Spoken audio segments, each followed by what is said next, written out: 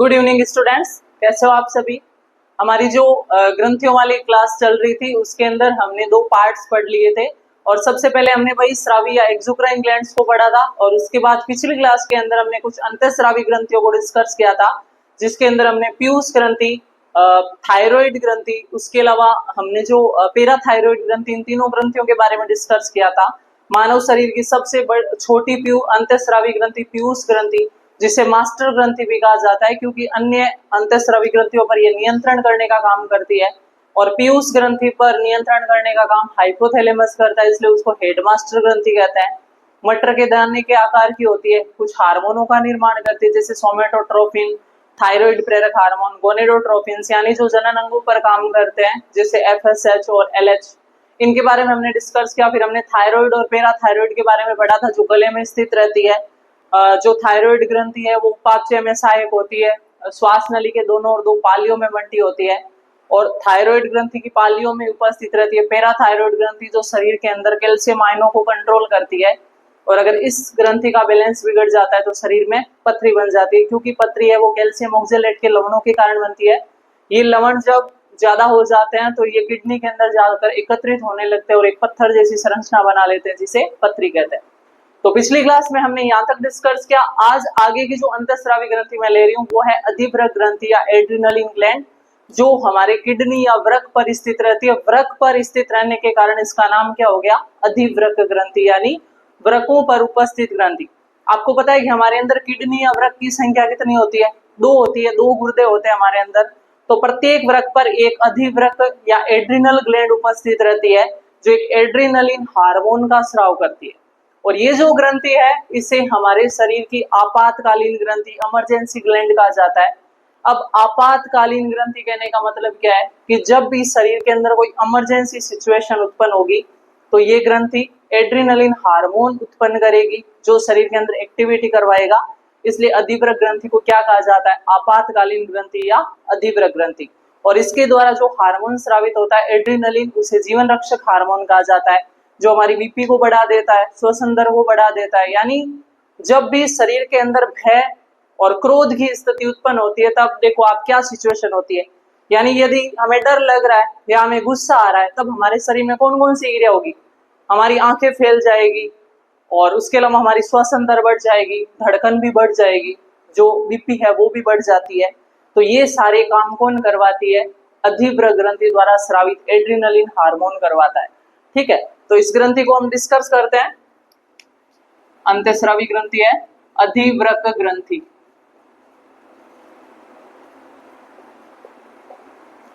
यानी हमारे शरीर के अंदर दो किडनी होती है, दो गुर्दे होते हैं सेम के बीज के आकार के, जो मैंने आपको बताए थे उत्सर्जन तंत्र के अंदर, बताया कि नहीं बताया था, वृक्कों के बारे में, किडनी के बारे में। ठीक है, और प्रत्येक वृक्क पर एक क्या पाई जाती है, अधिवृक्क ग्रंथि पाई जाती है। इस प्रकार ये क्या है, अधिवृक्क ग्रंथि, और ये क्या है, वृक्क या किडनी या गुर्दे। अब ये जो अधिवृक्क ग्रंथि है ये किस हार्मोन का स्राव करती है, एड्रिनलिन हार्मोन का स्राव करती है।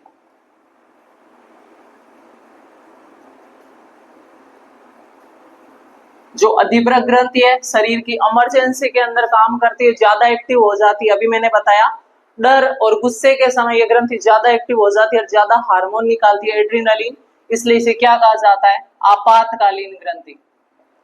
क्या कहा जाता है, आपातकालीन ग्रंथि। और ये जो एड्रिनलिन हार्मोन है इसे क्या कहा जाता है, जीवन रक्षक हार्मोन, जीवन रक्षक हार्मोन। एड्रिनलिन हार्मोन के प्रभाव क्या होंगे, अगर एड्रिनलिन हार्मोन शरीर में ज्यादा स्रावित होता तो उससे क्या होगा, श्वसन दर, हृदय स्पंदन दर, श्वसन दर, हृदय स्पंदन दर सभी क्या करते हैं, बढ़ जाते हैं। ठीक है, उसके अलावा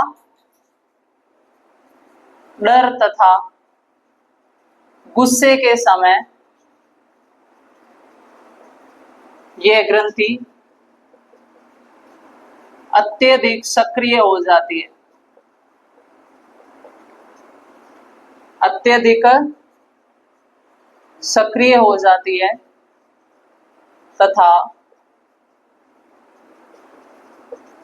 एड्रेनलिन हार्मोन का निर्माण करती है, एड्रेनलिन हार्मोन का निर्माण करती है। तो ये है आपके अतिव्र ग्रंथि, नोट कर लीजिए इसको। और इसके बाद हम अगली ग्रंथि पढ़ते हैं, वो है थाइमस ग्रंथि। अगली जो पाचक ये अंतःस्रावी ग्रंथि है वो कौन सी है? थाइमस ग्रंथि।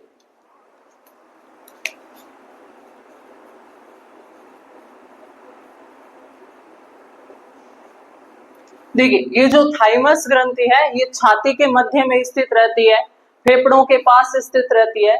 इस ग्रंथि के द्वारा एक हार्मोन का निर्माण किया जाता है जिसका नाम है थाइमोसिन हार्मोन। ये हार्मोन क्या करता है? हमारे शरीर के अंदर लिम्फोसाइट्स को बढ़ाता है, लिम्फोसाइट यानी एंटीबॉडी, और एंटीबॉडी क्या करती है? शरीर के अंदर प्रतिरक्षा करने का काम करती है। इस ग्रंथि का एक पॉइंट क्या है कि जन्म से लेकर युवावस्था तक इसकी साइज धीरे धीरे बढ़ती जाती है और युवावस्था से वृद्धावस्था तक इसकी साइज है वो धीरे धीरे कम होती जाती है। अब इसकी साइज बढ़ेगी यानी शरीर के अंदर प्रतिरक्षा बढ़ेगी, लिम्फोसाइट बढ़ेंगे, तो आप देखते हो कि जन्म से लेकर युवावस्था तक शरीर के अंदर प्रतिरक्षा बढ़ती जाती है, बीमारियों की दस्तक कम होती है, व्यक्ति मजबूत होता है। और युवावस्था से लेकर वृद्धावस्था तक जैसे जैसे व्यक्ति जाता है इसके अंदर थाइमस का आकार कम होता है, लास्ट के अंदर जाते जाते बिल्कुल विलुप्त हो जाती है।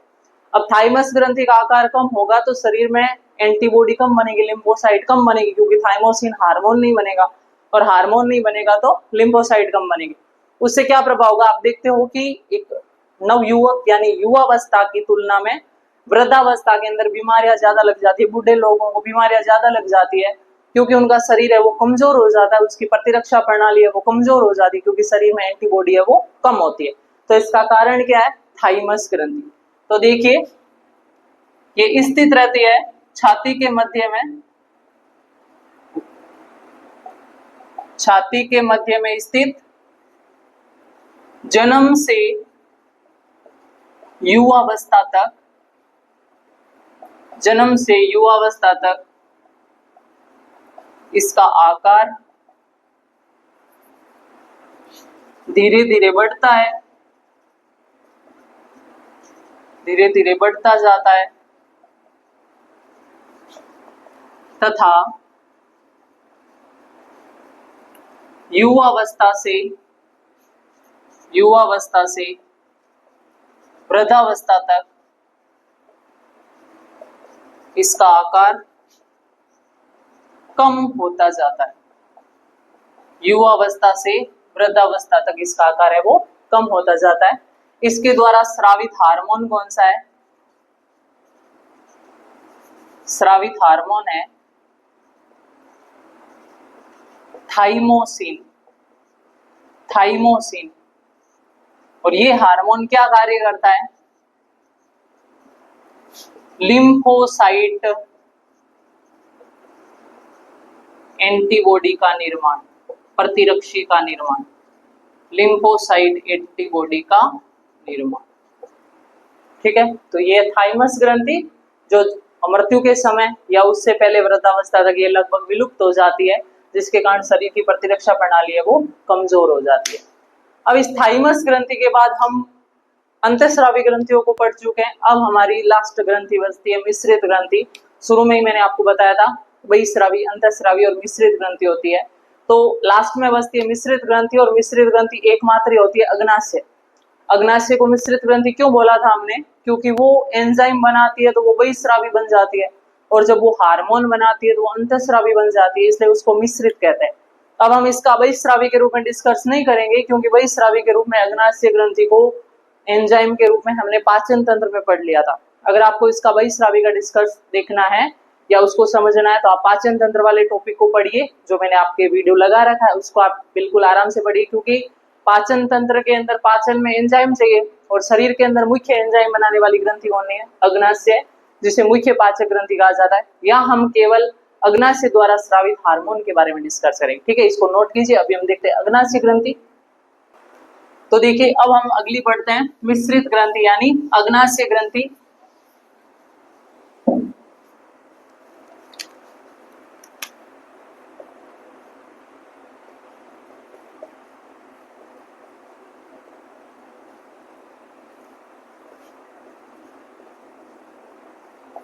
अग्नाशय या पैनक्रियाज।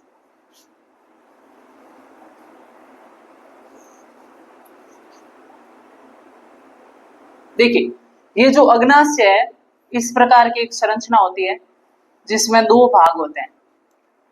जो आपको ये बाहरी भाग दिखाई दे रहा है ये क्या कहलाता है, इसका कोर्टेक्स। और इस भाग से ये क्या बनाती है, एंजाइम, यानी ये भाग इसका बहिस्रावी की तरह कार्य करता है। और जो आंतरिक भाग है ये क्या कहलाता है, मेड्यूला। क्या कहलाता है, मेड्यूला। और इस भाग से ये क्या बनाती है, हार्मोन बनाती है। और किसकी तरह काम करती है, अंतःस्रावी की तरह। ये जो मेडुला वाला भाग है इसके अंदर दो प्रकार की कोशिका होती है। दो प्रकार की कोशिकाएं पाई जाती है, एक तो होती है अल्फा और दूसरी होती है बीटा। बीटा और अल्फा। ये जो अल्फा कोशिका है ये एक हार्मोन बनाती है जिसका नाम है ग्लूकागोन।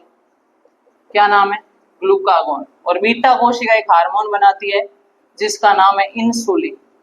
क्या नाम है, इंसुलिन हार्मोन। अब देखिए ये इंसुलिन और ग्लूकागोन बिल्कुल विपरीत काम करते हैं। जो इंसुलिन है हमारे शरीर में भोजन से एनर्जी प्राप्त करने के लिए क्या चाहिए, ग्लूकोज चाहिए, कार्बोहाइड्रेट की इकाई होती है। उस ग्लूकोज को ऊर्जा प्राप्त करने के लिए कहां जाना पड़ेगा, रक्त से कोशिका के अंदर जाना पड़ेगा। तो ये जो इंसुलिन हार्मोन है ये ग्लूकोज को कोशिका के अंदर भेजता है, ऊर्जा प्राप्त करवाता है। इसके विपरीत ग्लूकागोन क्या करता है, ग्लूकोज को रक्त के अंदर रोक के रखता है। आप देखते हो कि इंसुलिन की कमी से मधुमेह या शुगर रोग हो जाता है जिसमें व्यक्ति के रक्त के अंदर शर्करा यानी ग्लूकोज बहुत ज्यादा बढ़ जाता है जो मूत्र के साथ शरीर से निकलने लगता है। शुगर का पता तभी चलता है जब यूरिन टेस्ट करते हैं, अगर रक्त के अंदर ग्लूकोज की मात्रा आ रही है तो उस व्यक्ति को मधुमेह या शुगर है। यानी नॉर्मल मात्रा में रक्त में ग्लूकोज रहेगा सही है, लेकिन अगर इसने काम करना ज्यादा कर दिया और इंसुलिन की कमी हो गई तो ग्लूकोज कोशिका में नहीं जाकर रक्त में इकट्ठा होता जाएगा, वो मूत्र के साथ शरीर से निकलता जाएगा। बीमारी कौन सी हो जाएगी, मधुमेह या शुगर।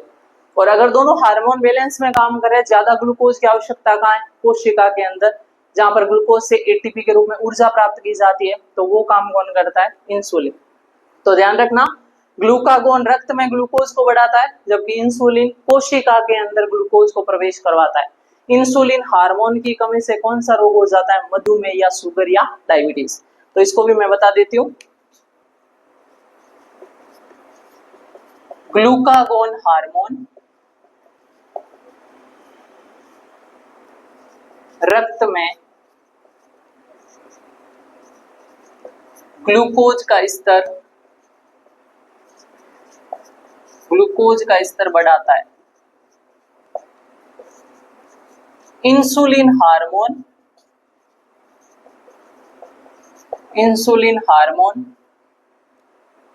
ग्लूकोज को रक्त से कोशिका में प्रवेश करवाता है। और लास्ट में सबसे इंपॉर्टेंट पॉइंट क्या है, इंसुलिन हार्मोन की कमी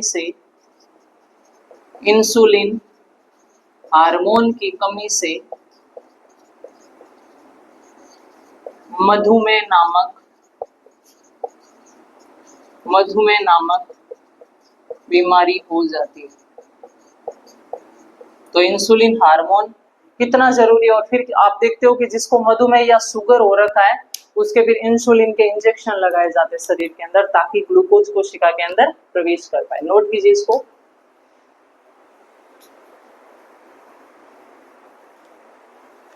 देखिए स्टूडेंट्स ये तो हमने अंतःस्रावी ग्रंथि, बहिस्रावी ग्रंथि और मिश्रित ग्रंथियों को पढ़ लिया था। अब हमारे शरीर के अंदर दो ऐसे अंग है जो ग्रंथि नहीं गिने जाते लेकिन फिर भी वो कुछ हार्मोन बनाते हैं। जैसे नर के अंदर होता है वृषण या टेस्टिस जो टेस्टोस्टेरोन हार्मोन का स्राव करता है, जो क्या करता है मानव नर के अंदर नित्यक लैंगिक लक्षणों को उत्पन्न करता है जैसे दाढ़ी मूंछों का आना, आवाज का भारी होना, उसके अलावा ये शुक्राणु जनन को भी नर के अंदर क्या करता है, प्रेरित करता है। उसी प्रकार मादा के अंदर अंडाशय से हार्मोन निकलते हैं, estrogen, progesterone, relaxin. Estrogen hormone मादा के अंदर द्वितीयक लैंगिक लक्षणों को उत्पन्न करता है, जैसे लड़कियों में आवाज का पतली होना, स्तनों का विकास, ये सारे लक्षण, मासिक धर्म का आना, ये सारे लक्षण कौन करवाता है, एस्ट्रोजन। उसके अलावा दूसरा हार्मोन है प्रोजेस्टेरॉन, जो गर्भावस्था के लिए आवश्यक होता है। जब बच्चा माँ के शरीर में हो रहा होता है तो उसे गर्भाशय के अंदर लगाए रखने के लिए प्रोजेस्टेरॉन हार्मोन आवश्यक है।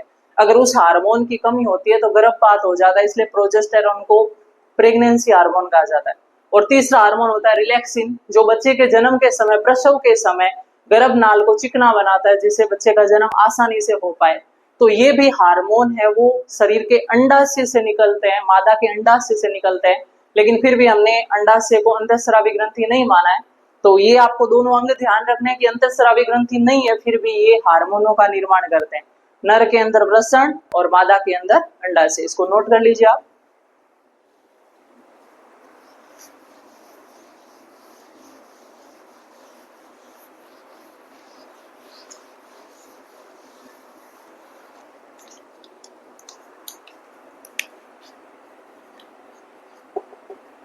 अंतःस्रावी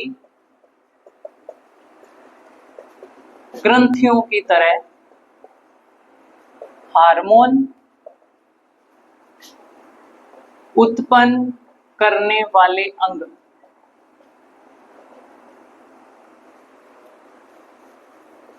जिसमें पहला है वृषण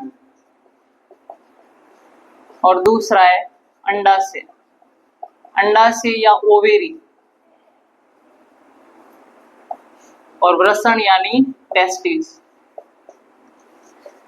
ये नर मानव में उपस्थित, नर में उपस्थित,